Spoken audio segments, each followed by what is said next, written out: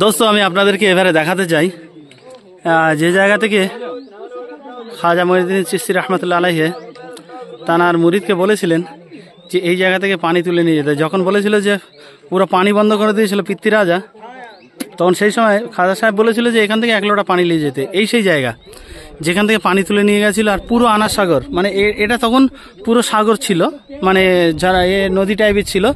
So এই জায়গা থেকে পানি তুলে নিয়ে যখন লোটায় ভর্তি করেছিল, তখন পুরো ঝিলটা, পুরো আনা সাগরটা ওই লোটার মধ্যে চলে এসেছিল।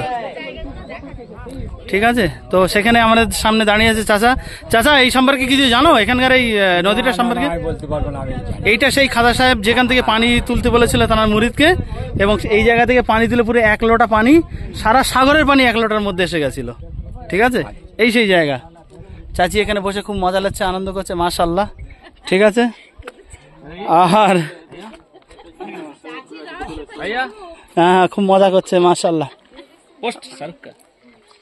नहीं ऐसा नहीं, ऐसा होना चाहिए, ऐसा होना चाहिए।